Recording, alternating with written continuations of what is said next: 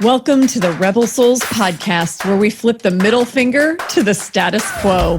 I'm your host, Shelley Paxton, lifelong rebel, liberator of souls, and author of Soulbatical, a corporate rebel's guide to finding your best life.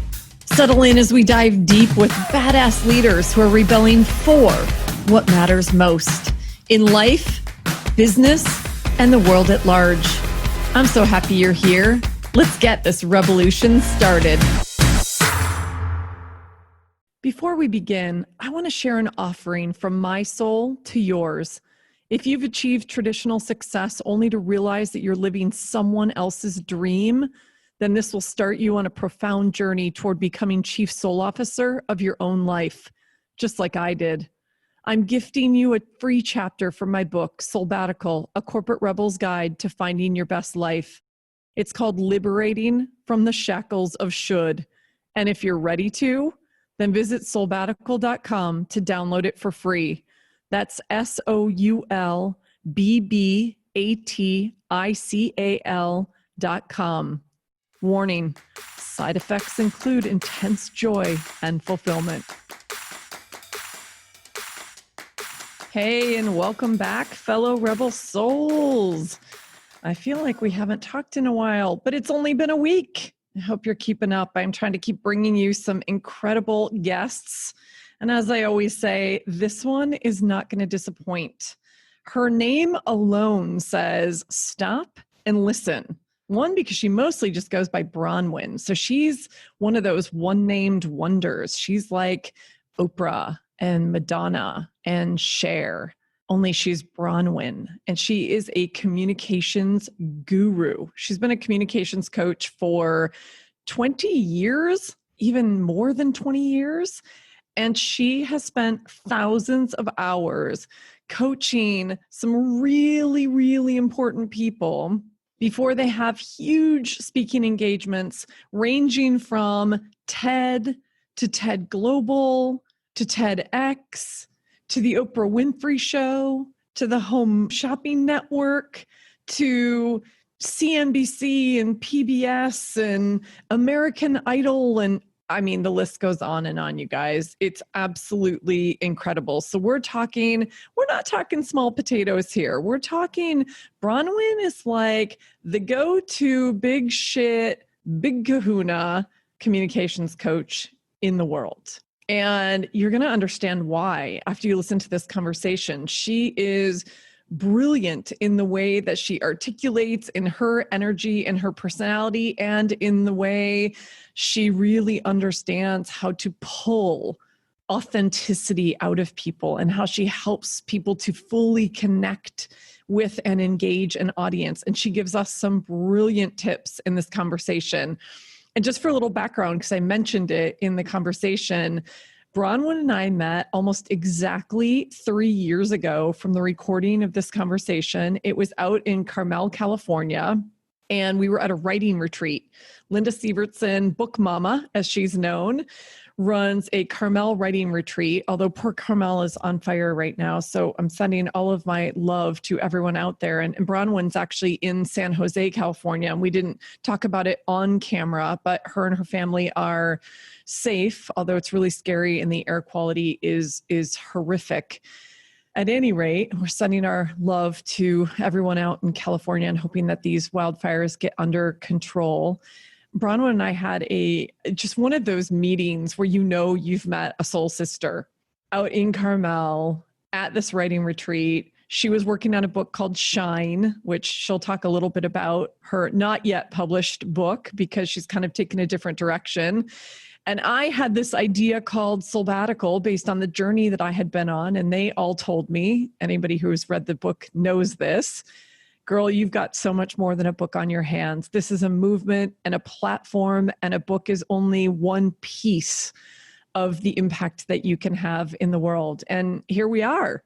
I'm leading and running a business called Soulbatical, and I have a movement called Soulbatical and a book out in the world. And now we are all coming together as rebel souls And it's really brilliant. It all really traces back to, not only the moment I walked out of the door of Harley Davidson almost 4 years ago, but 3 years ago when this whole idea of the possibility of what Soulbatical could be in the world started to crystallize. And Bronwyn was one of the women who was there and who really encouraged me and has been on this journey with me ever since. And her brilliance in the space of communications and what she offers here. You guys, this is like a free masterclass because we talk a lot about what's going on in the virtual space, how she's shifting her business virtually, some tips and ideas for how to really connect and engage with our virtual audiences. And then we round out the conversation by talking about what we're both going through being white women who are really digging into understanding our role in racial injustice and getting smart and trying to figure out what are our tiny steps of action that we can be taking and how we can be co-conspirators in anti-racism. And it's her story, which she tells on one of her podcast episodes, is so powerful. And I'll tell you more about her podcast and what the episode's called in the conversation. So you'll have to listen in, but this is one you don't want to miss. There's so much juicy goodness, and just being in Bronwyn's presence with her energy is a gift, let alone all of the little nuggets of goodness that she gave us in the course of this conversation. So I invite you to listen in, and I hope you love the conversation as much as I did. Here we go. Let's dive in with Bronwyn. Hello and welcome back to Rebel Souls. I love that you guys are with me again. Happy Monday if you're listening to this right when it drops. Happy any day otherwise. And I promise you, this is going to be a great one. I have with me, look, she's already doing the dance. And by the way, if you're not watching this on YouTube on video form, you just missed the sexy dance from my friend. It's a bit of a shoulder shimmy. A shoulder shimmy. Sorry, I called it a sexy dance, but shoulder shimmies are sexy. Let's be honest. Totally agree. So this, my friends, is a little preview of exactly how this conversation is going to go, because this is what happens whenever Bronwyn and I get together. And as I said in the intro, she and I met each other, oh my God, it must be 3 years ago now, almost exactly 3 years ago. Crazy. Yes, in Carmel at Linda Siebertson's writing retreat. Oh my God. So first of all, welcome to the show. I finally get to pay you back and reciprocate from being on yours. It is so good to be here. I love the show. Congratulations on your podcast, baby. You have given birth to a podcast baby, and she's gorgeous. Can you believe I've given birth twice this year? A book baby in January and a podcast baby in August. I mean, you're on fire, honey. You are on fire. I think I need a break from the birthing process. Now I know how you moms feel. Well, you've had Irish twins, basically. That's exactly right. I think I've even accelerated the Irish twin schedule. That's what happens with immaculate conceptions. It's incredible. It's miraculous. Exactly. Oh my God, you guys, this is going to be such a good conversation. So buckle in. So I, Bronwyn, want to start with my absolute favorite question. You already know what it is. We'll start from here and then we'll unpack and we'll see where the energy takes us. What are you rebelling for? Shelley, I am so glad you asked me that question because I love it. It's such a positive spin on a slightly irreverent question, which is my favorite kind of question. What I am rebelling for is authentic communication. It is my entire business. It's my obsession for the past 20 plus years. It is my purpose in this skin suit. I'm convinced of this. I am trying to change the way we communicate and advocate for the real us, not the us we think the world wants to see. Ooh, that is so juicy. And that's all up my alley. And by the way, it's like the whole world is shifting around us. So the nature of how we communicate and how we connect is Yep. shifting. So I can't Yes. imagine a better time and place for the world to hear what you have to say. Oh, that is so kind of you. Yeah, it's a strange time to be communicating and connecting because we're doing that work in the least human way, which is over virtual meetings and on the phone, and all the face-to-face juiciness we used to be able to rely on for connection is gone. So it's definitely tested all of my theories in the most logical extreme form, and they all stand. So what I'm about to share is it was true before COVID. It's even more true now. Oh, I love that. Okay, I want to dig into that. But I first want to give everyone a sense for, okay, this 20 years, like you have a hell of a resume, girl. When you say that you've been doing this communication thing for a while, we're not talking like, oh yeah, you've kind of been, off playing in this little sandbox. We're talking like you coach people on their TED Talks, their TEDx Talks, going on to the Oprah Winfrey Show. I Yeah. mean, this is like big ass shit. So can you just tell us a little bit more about like, what does that mean? Like you're a communication coach. So Yeah. tell us a little bit about your background and then we can dig into the juicy, like what can we learn from you? Yeah. Well, I came to this work through public relations, and I had kind of the reputation of being the person you call when someone's got to really bring their A game, either on camera or on stage or with the reporters, with the press. And a lot of times in the early days, I was being brought in because I was working with these tech people who were smart and lovely, but boring and flat. And the bigger the stage, the bigger the audience, the less that flatness would play. And so they're like, get Bronwyn in here. Let's see what she can do. And that work, I think the reason I built that kind of reputation is that fundamentally I know that there's no such thing as a boring human being. Like it's just not even a possible, there's no scenario I can imagine in which a human life is boring. So then I began to study, okay, well, let's pretend if we say that boring communication style, someone that's flat or lifeless or dull or whatever adjective you want to use, let's assume that scar tissue that has built up over a wound. And that wound is somewhere along the lines, that person got the message that they were not enough, or that they were too much, or that they were, for whatever friggin' reason, unacceptable. And so they dialed it back. They dialed it in. They flattened it out. They tried not to be the tallest poppy because that's the one that gets lopped off, right?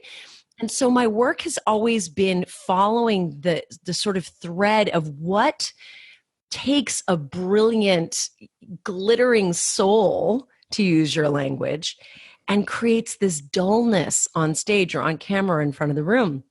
And so my whole career is built on that question and finding answers that work for each person that I work with, or for each, audience I try and speak to on my podcast, because I think life is too short for us to be anything less than our dazzling self, whatever that is. We're not all extroverts, but we can be dazzling in our own unique way because it's what we are.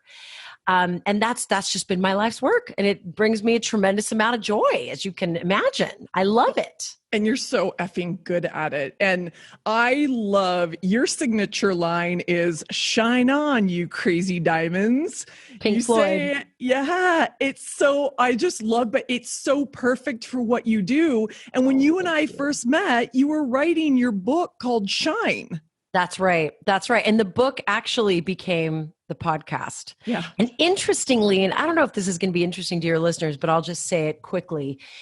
What I uncovered in the writing process that I embarked on with you and the rest of our little writing tribe is that my writing was very stiff. Ironically, this is exactly what I help people with spoken word. My written word was too stiff. So in order to find my voice for the content, I had to get a microphone, because that's my natural happy habitat.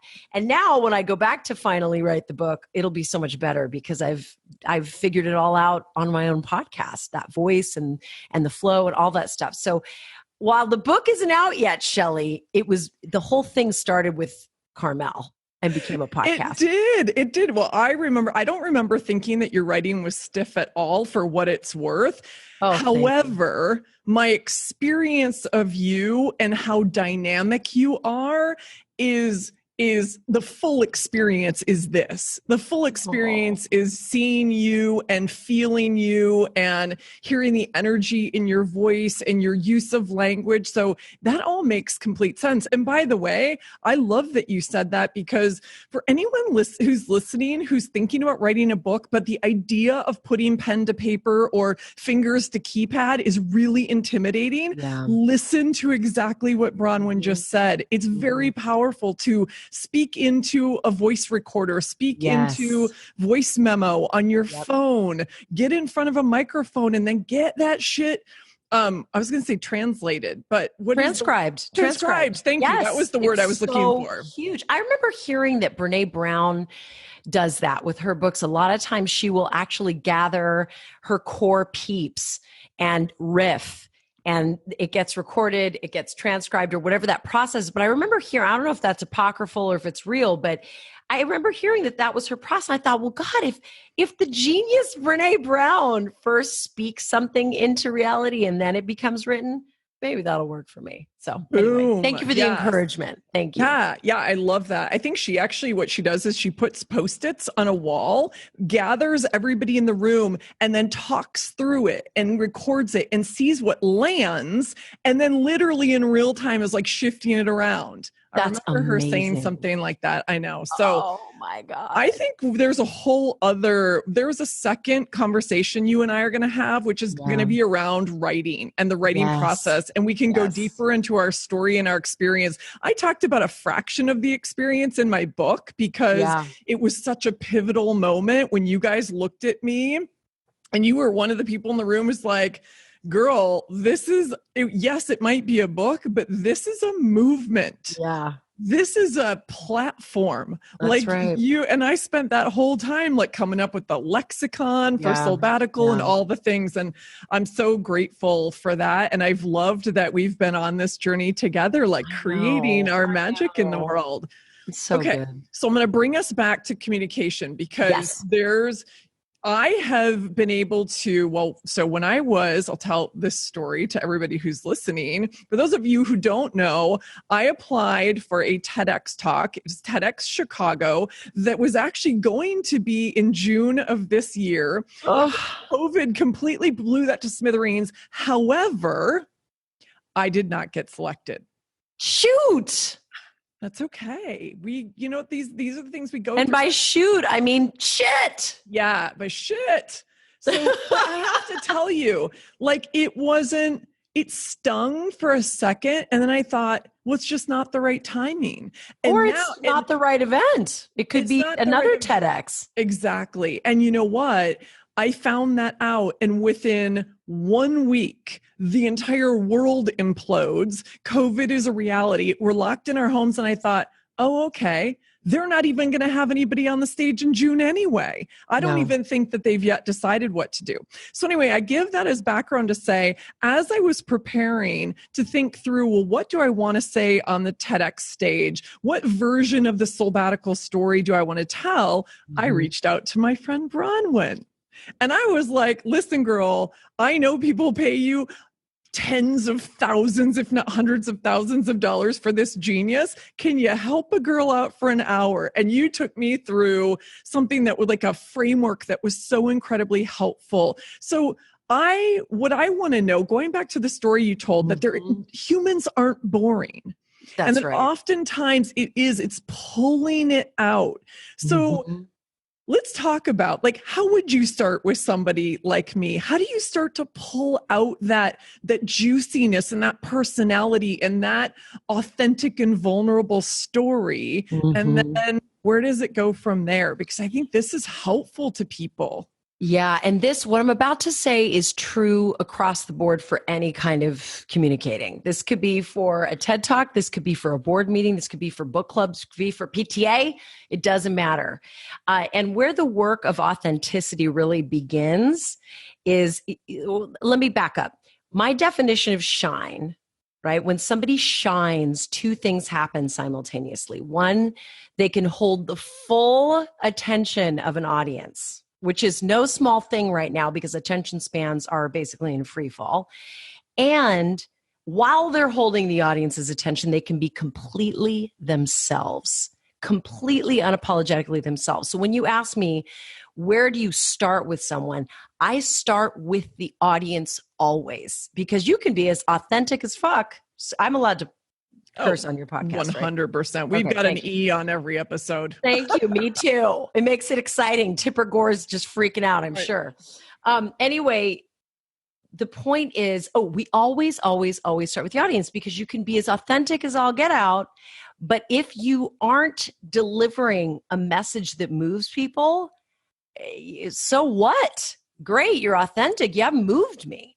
So what I always begin with is I ask people to get into what I call magic mystery box thinking, which is totally stole it from J.J. Abrams' brilliant TED Talk about creativity. And it's getting yourself into that mindset of magic where you're in a field of possibilities. It's like being in a quantum field where you could just close your eyes and ask, who are these people and how might I dazzle them? How might I give them something that will change the way they see themselves, the world, the topic, whatever?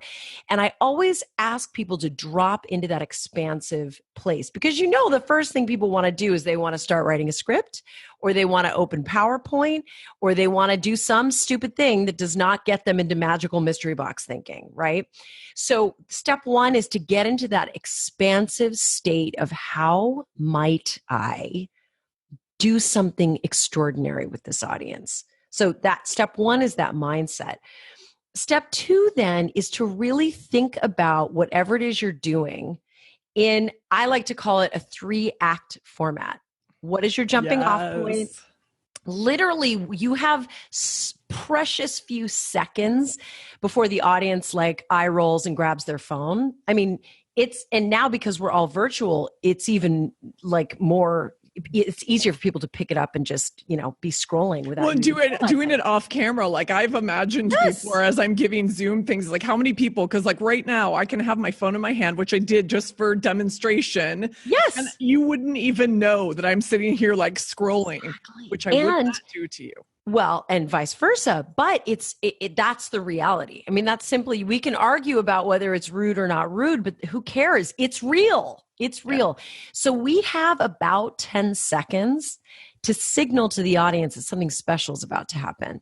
And so to me, that's act one. So I always ask the person I'm working with, what is our act one? What is our jumping off moment? How are we going to earn the attention of these people? And a lot of times that's with a story or a scary statistic or a joke or something. Act two is the meat of the message. What really is the core that you're offering these people? What is the juice? And then act three is what I call the sublime close. Right? How are you ending up into the right energetically? And underpinning each act is an emotion, right? Are you surprising them in act one and making them curious in act two and then sending them off feeling inspired in act three? So the message needs to be grounded in emotion. Why? Because we remember the emotional dimension of an experience better than anything else. And that comes from Brain Rules, one of my favorite neuroscience books of all time. Wait, is it Brain Rules you said? Brain Rules, John Medina. OMG. That book was so far ahead of its time, and it only gets truer by the day. Okay, we're putting that in the show notes because I also have not read that, and I feel like I'm geeking out on neuroscience lately. So just saying that, you already were I was sucked in. Okay. It's so powerful. So, not to get too far into the weeds here, but what I'm hoping the listeners can get from this is that authenticity for its own sake is just an ego trip. Authenticity in service to the audience's needs, that's when the electricity happens on stage or in front of the room, right? So once, and there's a lot more to that whole process that I just described, as you know, but once that's done, once we've got a narrative arc, once there's an architecture for the experience you're about to deliver, whatever that is, then we start looking at, well, what version of you is doing the talking, right? And if we've done the first part right and we've got a narrative arc that just rocks the party, that rocks your body, generally speaking, it brings out the best in you, but not always. There's still that small part of us. And so if the first half of the equation is getting it so that the audience will pay attention, the second half is making sure the right version of you is giving the talk, meaning there are two versions of us. Little me and big me, as Eckhart Tolle says, right? Little me is the ego. It's scared. It feels less than, or it feels greater than, or it thinks the sky is falling and we're about to be kicked off the planet. Little me operates on fear.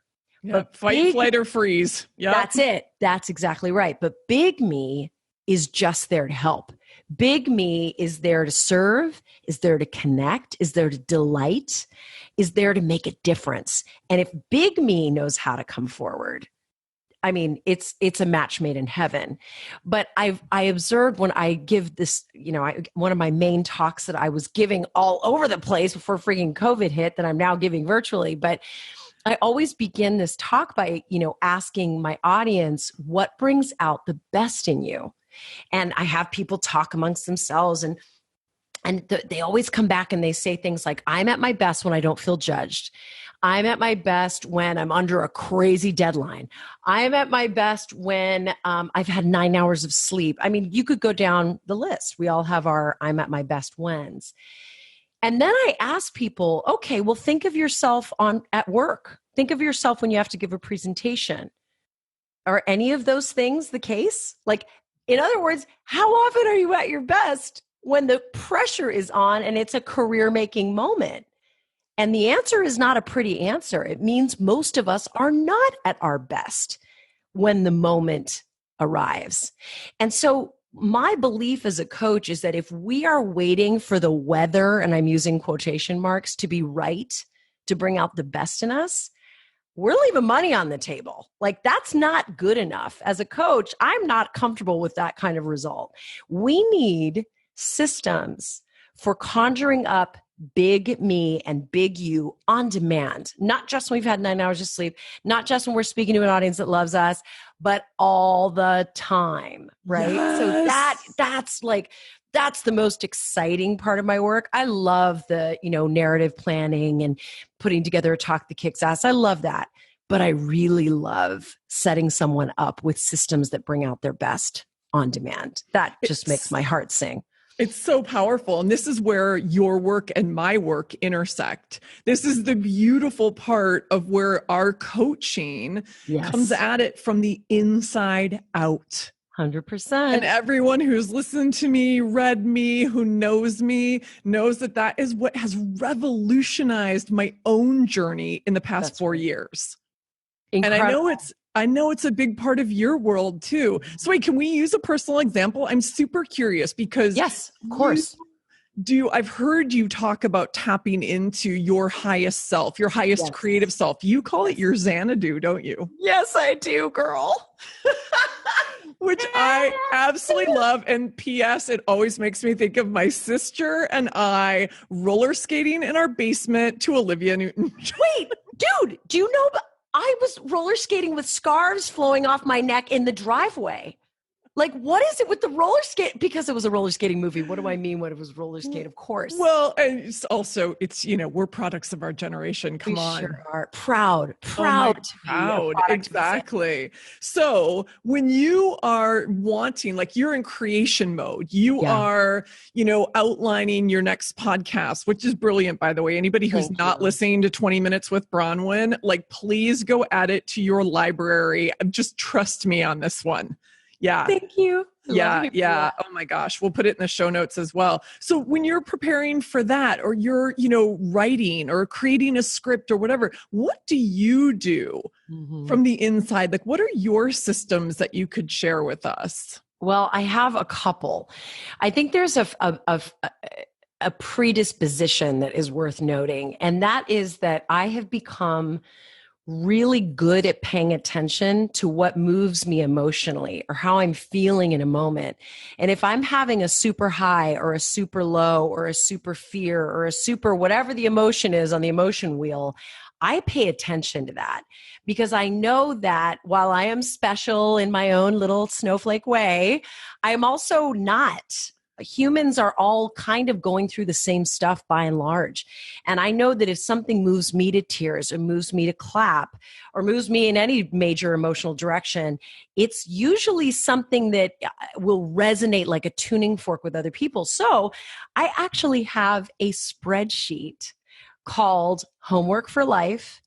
I have taken that concept from another brilliant book that you absolutely have to drop everything and read called Storyworthy by Matthew Dix. And he's like an award-winning Moth storyteller. The guy's just a genius.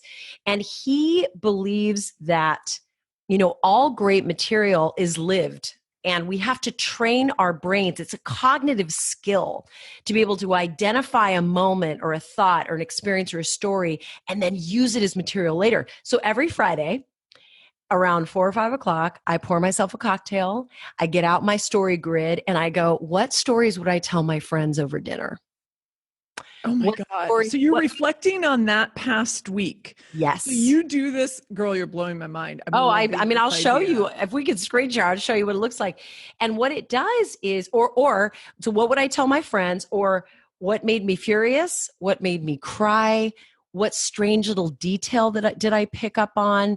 I mean, it's what's crazy is, in the moment, your brain, your editor, your ego will say, oh, that's a dumb detail. You don't need to include. Dude, include it. You can always sift through it. So then what happens is I'll be like, okay, I got to plan a podcast. Now I just go back to my spreadsheet and I go, what am I observing here? What are the trends? What's happening?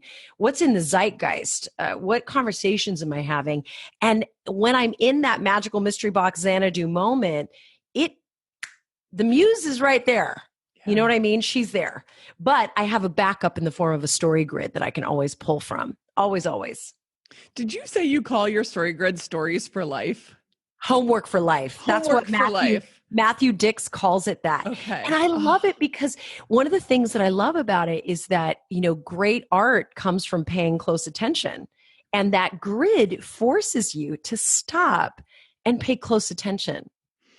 Yeah. And you're reminding me of something I thought about when you were talking about how you draw like the humanity out of all of us. I was thinking about how much of that has to do with our willingness to be vulnerable. Oh, yes. Right? Like just to tap into another Brene topic, one that I know 100%. You and I are deeply steeped in. And I was just thinking as you're saying that, and as I'm thinking about this homework for life and what are these stories, so many of them, like as I can imagine it, are ones where it's like, I was vulnerable, or I witnessed somebody being vulnerable, or I was in a vulnerable situation that created a deep connection. Yes. So I'm just wondering, do you see that as kind of a theme or a pattern in a lot of what you do as well, like pulling out the vulnerability in people? Yes. Oh my God. Yes. Yes, I think, she would call it vulnerability. I'm starting to really call it more humanity, because vulnerability implies like that we're exposed and that there's danger in it. And I think as more and more of us get smart about how shame and vulnerability work, we can begin to leave those labels behind and just recognize it's just our humanity. So while it feels a little excruciating, as she says, to share in that moment, once you start really leaning into it, it's no longer feeling vulnerable. You're just leaning into your humanness, and that to me feels a little bit better for some reason. I don't know why. It's interesting. I like thinking about it that way, because what you just said is it's dimensions of our humanity. And I think it's us. Write that down. Can we get a TM on that, baby? I mean, drop some dimes. Beautiful. I think that's what's building off of what you said. I think there's so much power there because we all have access to all of those dimensions. And yet sometimes we don't know how to access, or we are scared of accessing, or our ego is getting in the way of us accessing, to all the points you just made. Right. And so being a good storyteller and engaging with an audience requires us to access multiple dimensions of our humanity. That's right. And it's really beautiful. We've gotten really good at reaching for social media or alcohol or sex, drugs, rock and roll as a way to avoid our feeling. But as a communicator, as a storyteller, as a performer, as a podcaster, you can't make art. You can't say anything original or interesting if you are only ever numbing out the big feelings that lead to the art itself, right? So I work so hard because I am such an Instagram addict. I mean, I am an Instagram addict. And I is my business coach, Ben Kiker, who you've got to have on the show. He's a genius. He says, what do you lunge for? We're all lunging for something. And for me, it's Instagram. It's pretty. I can see what ratchet thing Cardi B's doing today. You know, but I have to stop and be like, the answer to your creative question or your next episode isn't in your freaking phone, girl. Put it down. Feel the feels. So yes, that's exactly right. That's exactly right. Well, and I do think like this magical mystery box thinking, the only way to access it is to go inside. I talk a lot about slowing down, getting still, and listening deeply. Yes. And it seems to me that like those are the beacons of the path that lead to, you know, the creativity, that lead to the understanding of yourself and your story and your ability to express that. That's it. And so many people, I think, avoid it. Like I think of the story of your recurring nightmare in Soulbatical in your book. And so many of us avoid the stillness because we're afraid of the closet and what lies inside of that dark closet. And yeah, is there pain there? For sure. But that's also where life lives. You know, like we have to open those doors, and we can't open them unless we can be still. The other thing that I've noticed, which I think is such a trip, if I've learned anything in quarantine and this whole COVID craziness, is I have had to really reckon with the fact that, I don't know if you're the same way, Shelley, but with so little going on, there's no trips to take, there's no events to speak at, there's no restaurants to go to, at least where I live. I am alone with my thoughts. And I did this exercise the other morning where I woke up, I made my coffee, I sat down, I opened my journal, and I wrote down every thought I'd had since I woke up. And Shelley, they're the same goddamn thoughts I've been running for years. You didn't wake up early enough. You checked your phone when you woke up. You're not supposed to do that. You didn't have, your kid's oatmeal ready when you woke up. Like the negative self-talk I'm only now realizing is happening to me. I don't think I would have been left alone with those thoughts until COVID happened. And one of the great gifts of this experience is that those thoughts influence how I communicate. Like if I'm berating myself within 20 minutes of getting out of bed, how do I talk to my kids? How do I talk to my husband? How do I talk is basically how I talk to myself. And so one of the great opportunities, communication opportunities right now is to decide, you know what? It's time for some new thoughts. These thoughts are boring. They're mostly negative. What are the new thoughts, and how's that going to change the way we talk to each other? Because we're starting to see like the first wave of COVID, we talk to each other with love and light, and we're in this together. And now it's getting tense. People are getting testy. So I would love for people to start noticing first hour of the day. What are you saying in your head? What are you saying to yourself? You know, like what did you say to yourself this morning, Shelley? Oh my God, I was walking. So I decided to walk. Actually, you know what? I had positive talk this morning. Well, no, that's not true. So it started out with, oh my God, your stomach is now muffin topping on stretchy pants. So it did start with that as I put on my camo my camo workout pants. Yoga pants. Yes, We're all living it, girl. I'm still there. And then I was like, how is it possible that you can muffin top in stretchy pants? And then I had a thing about that. However, after that, I was like, okay, now you're definitely walking to your appointment. And then I walked to my appointment and then I started to feel really good. And then that got me in a good place because I find that one of my avenues out of negative self-talk is to start moving, to get back into my body and out of my head. Amen. And so I know you're a big physical activity, workout, exercise person. And so I almost always try to do my exercise in the morning because I recognize how important it is, even if it's a simple walk, which oftentimes that's what it is. Yeah. It gets me out and moving, and I'm really thoughtful about what the input is. So sometimes I will just walk with earbuds in my ears, but nothing playing. So I can be in my own headspace. And nobody expects you to talk to them. Nobody expects me to talk to them. Or I will put in some of my favorite podcasts. Like I told you before we started recording, I was listening to you this morning. I love that. And so that's what I do, but I'm really thoughtful. Or I will call a friend or somebody I genuinely want to talk to. But I'm really thoughtful about what happens in the first 2 hours of my morning. That's not to say negative talk doesn't happen, because let's be honest, it does. And I just gave an example of what one of my like bully loops, right, is always bully loop. Yes. Oh, I think I put that in the book. I know the bully loops, they're a bitch. And by the way, to get to the bigger point that you're making is we are all so good at distracting ourselves, right? And busying ourselves. And one of the other things I said in the book that I feel like I say this every day to myself and others, busyness is a bitch of an addiction. Oh, it's terrible. You're so right.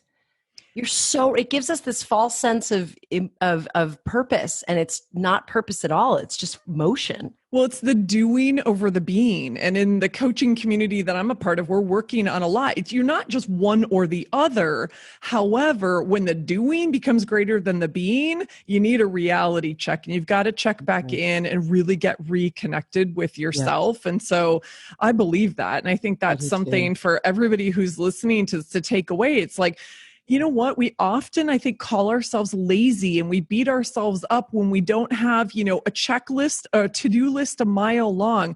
Often the most important things we do in our day are never on a to-do list. 100% agree. Right? They're on our to-be list. How are we being and how are we showing up? I love that.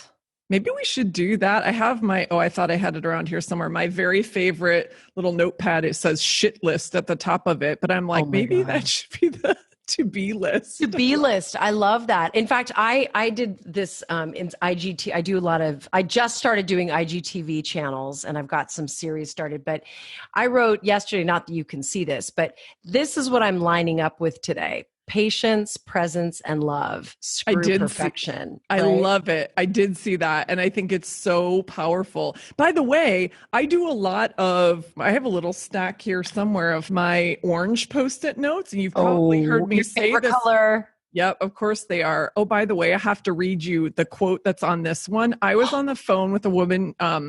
She's the host of a podcast called The Only One in the Room that I'm going to be recording in September. We were having a conversation, and she gave me this quote that we all need to know. I'm sorry for the rude interruption to your story. Oh, no, please. Faith isn't jumping from A to B. Faith is simply jumping from A. Oh, that is so good. Boom. That is so good. And it's so true because we're like, oh, well, I can only jump from A if I know what B is. And that's not how it works. Exactly. Not always how it works. Yeah, that's beautiful. But what I love is that I often use these to do the permission slips in the morning. And ask myself, like, what do I need to give myself permission to do, to not do, or to feel in order to show up as my most authentic and powerful self today? Oh my God, permission slips on Post-it notes. How am I not doing that every day? I need to reconnect with that concept. You're a genius, as always. Well, do you know what? it was inspired by what you just shared, because your presence, I forget, it was patience, presence, and love. Patience, and love. Yeah. Yes. And screw perfection felt like a permission slip to me. So you're kind of doing it anyway.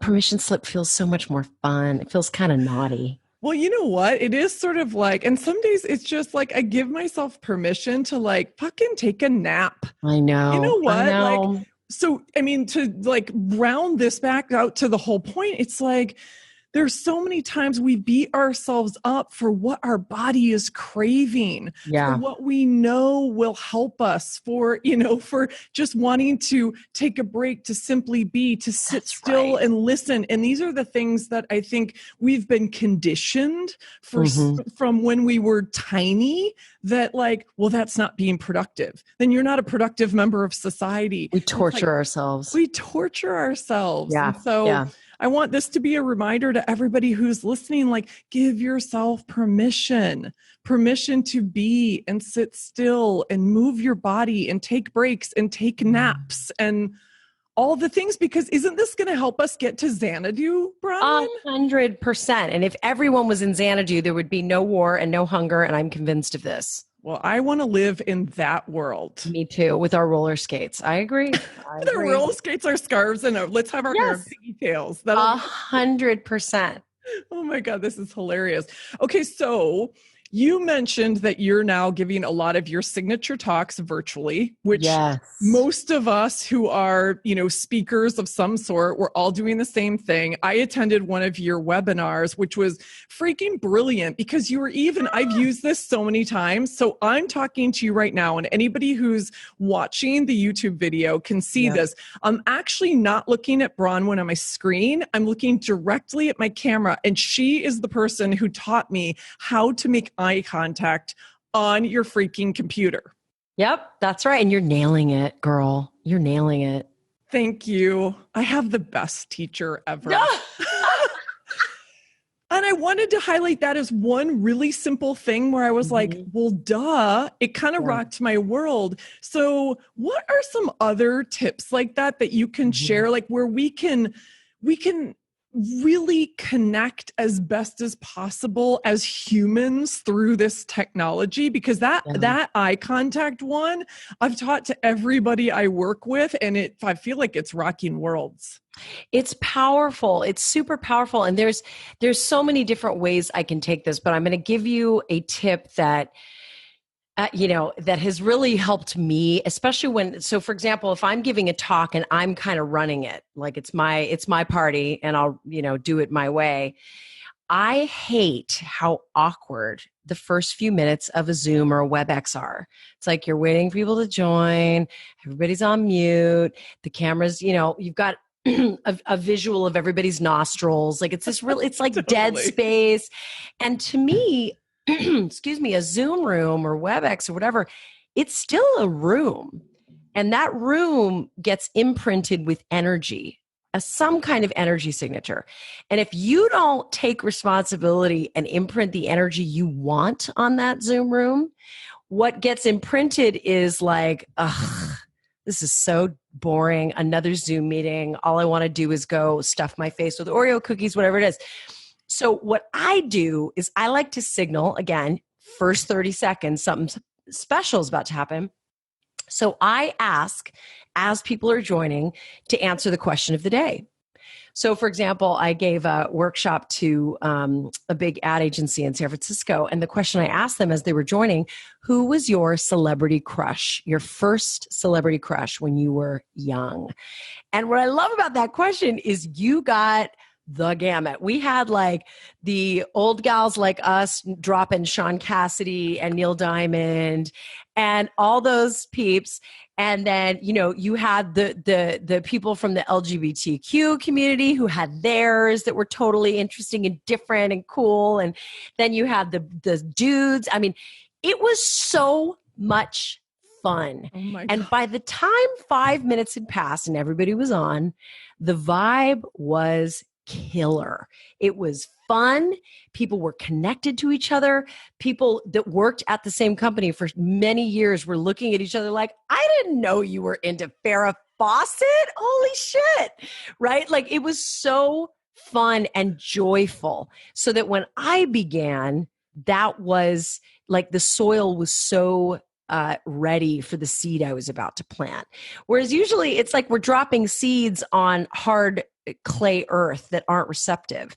So yes, making eye contact, huge, but set the energy tone if you can by asking the question of the day. And if people are into that, every Thursday on my Instagram feed, I do a question, a conversation starter. And I've got, I don't know, 10 or 15 of them now, and they're so much fun, and borrow them and use them. So that's my other tip. Okay. That is so brilliant. And that question is brilliant. Can you give us two other of your favorite questions? Because I can see using this one right away. Yes. The other one, the one that I just used for a virtual talk I gave last week, and it was with teachers. I said, if you knew that you couldn't die or otherwise get hurt, what insane activity would you choose to engage in? And one of the most like introverted, sweet, front desk ladies that work at my kids' school, she's like, I'd go to Mars. And I was like, holy shit, that's amazing. I never would have guessed you would have said Mars. Like, how cool is that? And, the principal who's very, very sweet, very proper. She's like, I would go bungee jumping. And I mean, it just went down the line. It was so much fun. So I love that one. The other one I love is, what was the first movie that ever made you cry? And if you can't remember that, what is the last movie that made you cry? And of course, we had like, E.T., Old Yeller. It was so good. I'm totally picturing E.T. right now. That's exactly like this, like the little moment. Yeah, the little like, I'll be right here. So, but what's so cool about that, or another good one that's less intimidating if you have a really quiet group, is what are you binge watching right now? People love to talk about their favorite shows, and it gives people things to bond over. Like, I'm a Westworld fan, and if there's people on that call that love Westworld, boom, it's like they are now my BFFs, and people get to do that with each other in their various shows. So that's another one I love. That one seems particularly apropos for the times we're living in, where Hollywood is not going to be able to catch up to this freeze in production and this binge. Oh my God. I didn't even think about the catch-up in content. Oh my God. I was just listening to a conversation the other day, and it's like, how long do you think Hollywood's going to take to catch up? And the honest answer is no one knows. No one knows. It's never happened. Yeah, it's never happened. And do you start putting production crews, for entire shows in quarantine in a bubble together so you can start? Some shows share sets, and then how do you do that? And it gets all complicated. So, but I do think about that. Here's the downside. I wonder if it means we're headed toward a lot more reality TV. Oh, barf. Future. I know that part really just kind of like made me go, oh no. Or maybe we'll dig deep into the archives. Like, I know somebody I did a Zoom call with a couple months ago said she was watching every Academy Award winning Best Picture film ever. And she was starting at the beginning and just going all the way through. Like, maybe we'll just go deeper into the archives. I don't know. Yeah, it's so true. I have to admit that I was one of the few people who did not watch all of West Wing. So I went back. Okay, so I've gone back and I've started the series, and I'm just realizing like how freaking good it is. It was so good. I mean, it started so many careers. When you look at all those people like Allison Janney and so many people now. Yeah. Yeah. Oh, anyway, we could probably do a whole other episode on this. So I want to talk about one more topic, I guess you'd call it, before we go. So we've talked about, COVID and how it's shifted so many things for us, and you've given us some brilliant tips. Now I want to get a little bit more personal, and you and I know I've talked about this a little bit, but I re-listened to a particular episode of your podcast this morning, and it was around your experience and how you were coming to terms with racial injustice and your own personal journey, and going, holy shit, I'm a part of this system. 100%. And it was one of the most beautifully articulated just experiences, right? Because we're all struggling with this. So many of us are doing the work. So many of us are peeling back the layers of like, oh shit, I didn't see this. Yes. And I don't want to be this person. And I want to be an anti-racist actively.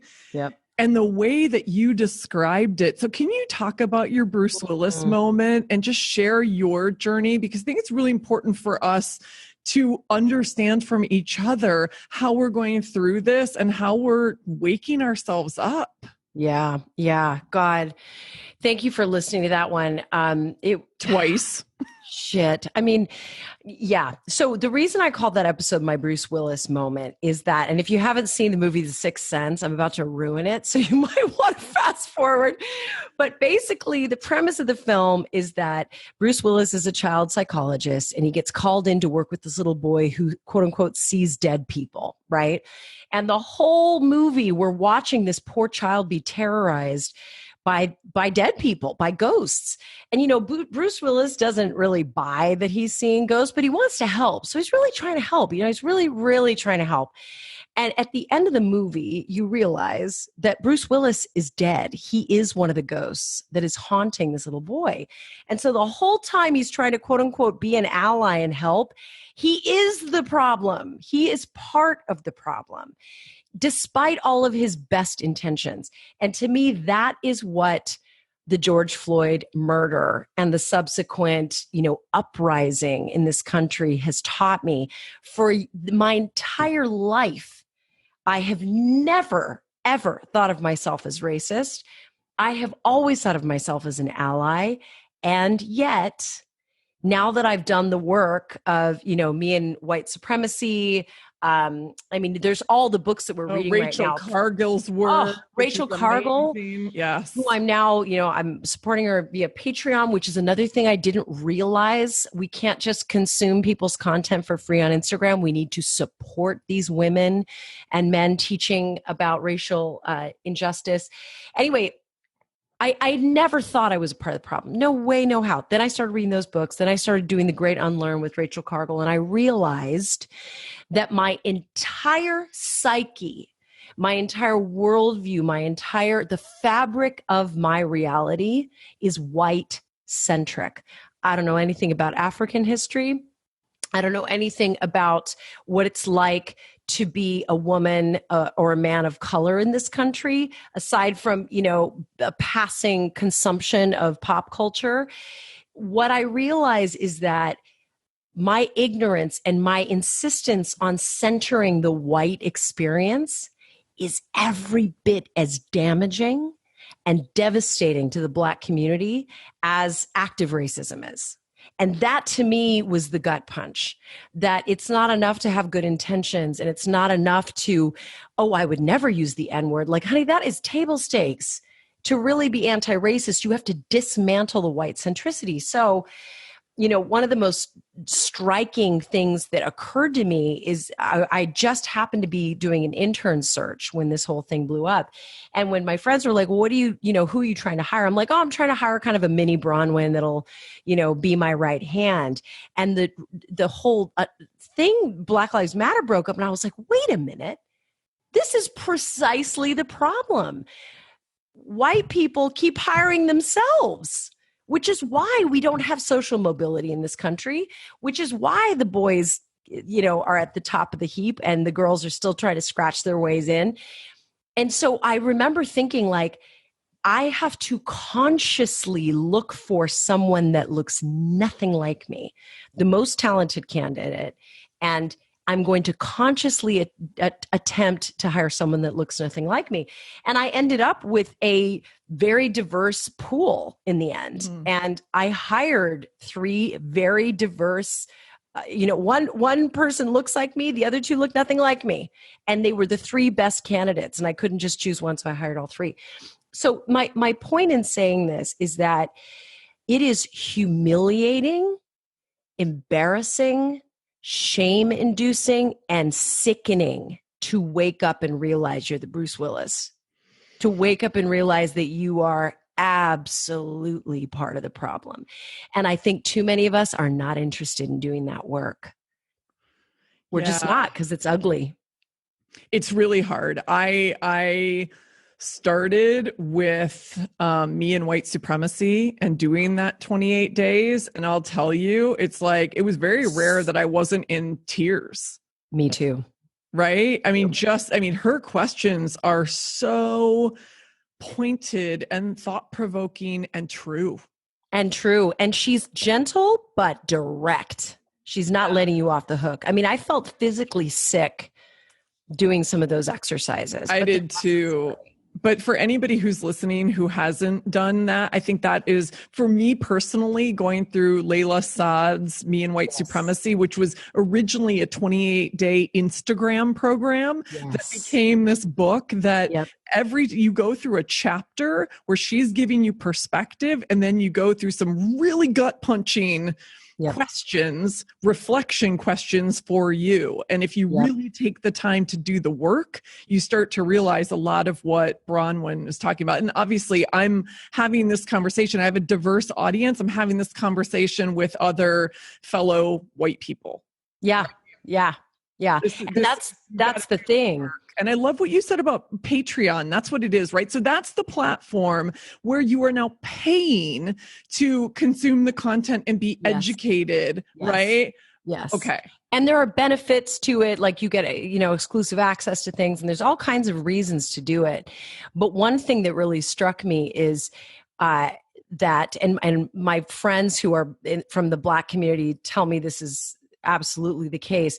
For us, we go through Instagram and we see another, there's just the latest one this week of another, father who was, gunned down by police. It looks like he's going to survive. And for us, you and I look at that and we get outraged and we repost it and we're like, what the hell is wrong with this country?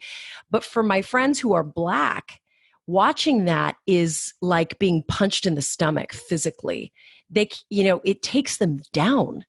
And the work of educating us white people about how to be allies is fucking exhausting. It's fucking exhausting. And they need to be paid for it. And, I think that what they're asking for is very reasonable. I mean, I can't remember offhand what Rachel's is, but it's not a lot of money. And it's the fucking least we can do right now. You know what I mean? Yeah. So, Because it's another form of supporting Black-owned business, right? Yes. Because that is a business, right? That's their intelligence, their life experience, their creative product in the world. Yes. Right? Yeah. For so many of them who we are learning from right now. Yeah. We're learning a lot from. And I've seen several of Layla Saad's posts recently where she is helping people get clear on what her real book looks like, her book and her workbook, because she's being ripped off. Makes me sick. It makes me sick because people are seeing that this is what's shooting to the top of the New York Times bestseller list. This is what we're buying. And it's like, oh my God, it just crushes me that somebody would now step in and try to take advantage of that situation. So I guess it's a reminder for all of us. Yeah, let's pay for this education that we're getting. I think it's one of the many tiny steps of action that we can take towards anti-racism. That's right. And it's, we're also, especially if you're listeners or anything like me, I'm all about nutrition and I'm meditation and I'm constantly trying to get better and improve. This needs to be part of that becoming anti-racist needs to be part of one of the facets of that diamond. Like self-help is a whole lot of bullshit if we're racist. If we're upholding white supremacy, I mean, it's got to include that work. It just has to. And it's unpleasant. Like, at least with meditation, like, it's a pain in the ass and whatever, but you reap so many benefits out of it. Peeling back the white supremacy and peeling back our own institutional sort of subconscious racism, it doesn't feel good. It doesn't feel good. We have to do it because it's the right thing to do. Yeah. Well, and just like any pain, move through it so we can Yes. do something about it and move Yes. forward, right? Because the whole idea of us leaning in and becoming co-conspirators is so we can change the fucking situation. That's right. And we can't be Right? fragile. We got to have some thicker skin, you know? So some of Yeah. it's like being able to sit with that pain and move through it because it's nothing compared to the pain that our, brothers and sisters of color are going through. So amen. Thank you Well, for asking me that, Shelley. yeah, no, I appreciate it. And I think you said this in that episode. And by the way, anybody, if you want a starting place for 20 Minutes with Bronwyn, which is Bronwyn's podcast, start with that. It literally is called My Bruce Willis Moment. I think it's only like 20 minutes long, but I think it is Yeah. some of your deepest, most vulnerable storytelling. It was really Thank powerful. you. I told you, I listened to it in the moment but you dropped it. And then I listened to it again this morning because I was like, oh my God, I just so connected with you and with that journey. And I think you said this, and I've said this as well. I had just started recording podcast interviews when we were reminded of racial injustice through Breonna Taylor's, murder and George Floyd's murder and on and on and on, right? Mm-hmm. And I was like, oh my God, I have a platform. I have a voice in this world. And what am I going to do with this platform? And I've made a commitment that I continue to uphold and I'm super excited about some of the guests I have coming up to say, this is a diverse forum. This is a forum where we will have Black and white and brown and men and women and gender fluid and all of the things.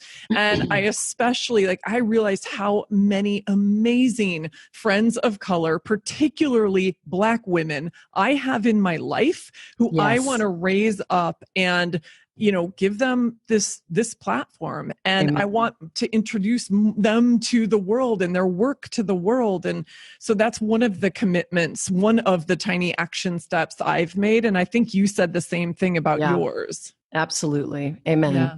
Amen. Yeah. And to that, two white women talking about this, but I'm glad we're at least in the work together, sister, because absolutely. It's hard. I think the white women got to talk to each other and educate each other because we can be a huge force for good. We can also be a force for not good, as we see on social media. There are some white women terrorizing out there. So we gotta help each other become a little bit more awake. Yeah, I think that's right. And for the white guys who are listening, it's not just about us women. You happen to be listening to two of us, yapping on right now, but it's all of us. And I love the way you articulated that. So thank you for sharing what did we call it? The dimensions of the dimensions of humanity. I feel like that was Dimensions of Humanity. It should be our band name, Shelley. Oh my God, that's so good. You sing. By the way, the thing you haven't yet learned about Bronwyn is she's a killer singer. Singer. Have you been doing any of that virtually? No, I haven't been. I mean, I've been playing a ton of guitar and just trying to, entertain myself. But in fact, my band, my cover band that I'm in, who I just love so much, shout outs to the Bent people. We're having a band meeting on Thursday night, socially distanced in the backyard, but there's no music being made. Is that code for cocktails? It is getting together?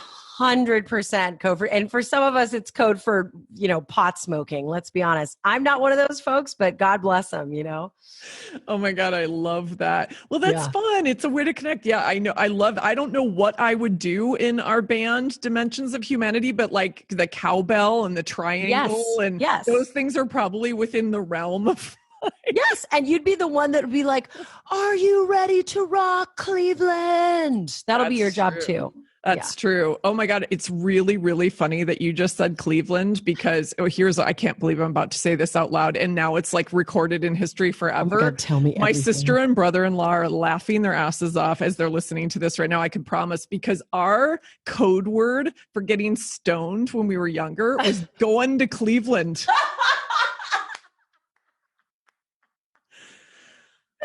My favorite thing I've ever heard. Isn't that the best ever? And the fact that you were just talking about like your band smoking pot and then we're going to rock Cleveland. And I was like, that is not a coincidence. That was your past self making a little cameo. That's amazing. Going to Cleveland. Yeah, I don't go to Cleveland anymore. I pretty much just go to vineyards.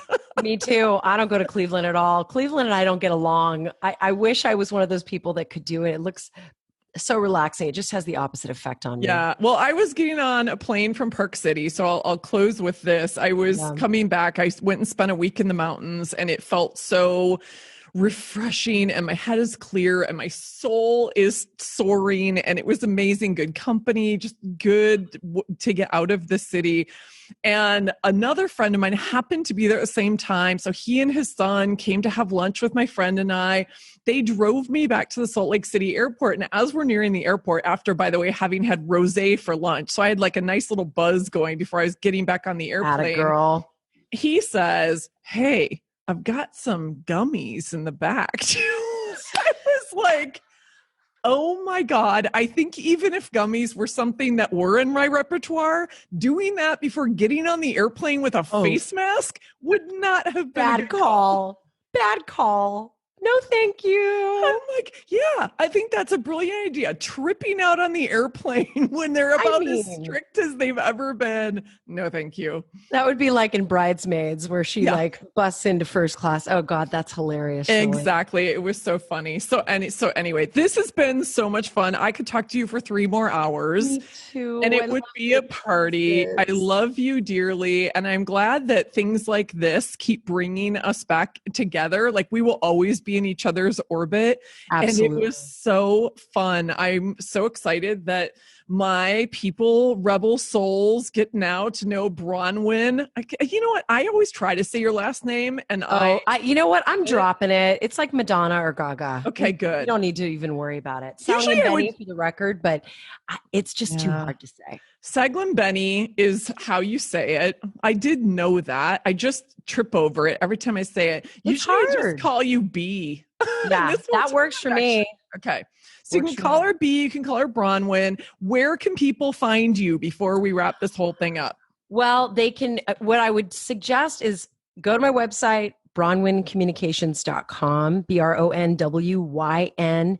Sign up for my newsletters because I put all kinds of fun stuff in there. Oh my God, Coffee and Clerps is a Saturday one. Oh my God, my fave. And so get that going. Podcast, anywhere you can get podcasts, you'll find me. And Instagram is where it all goes down. My stories are always behind the scene. I just launched an Instagram channel where I do coaching on the fly and all kinds of good stuff. So those would be the ways to find me. And it's been such a joy talking to you and your soul rebels, and the greatest soul rebel of them all, Shelley Paxton. Thank you, my dear. It feels good. I feel like I'm back home doing this. It feels so natural and fun, and it's quickly becoming my favorite part of my work in the world. And I'm so glad you joined me. I love it. Thank you, sister. I love you dearly. And thanks to everybody for listening. I hope you got a few chuckles out of this one. Like, I know there were some good nuggets in it. And I also hope you just got a good belly laugh or two, because Amen. Exactly. It's been a good day if you can get a belly laugh in. Exactly. Hey, it builds abs. It's the closest I'm ever going to get to six-pack is my laughter. That's the only way we should be trying for a six-pack at this point. Exactly. Yeah. And on that note, love you all. Mwah. Bye. Bye. Hey, Rebel. Thanks for listening. If you were inspired by what you heard, please subscribe, rate, and review so our fellow Rebel souls can find us. We have big work to do together. And if you want to dive deeper, head on over to my website at soulbatical.com and follow me at Soulbatical on Instagram. Until next time, stay bold, brave, and badass, and never stop asking, what am I rebelling for?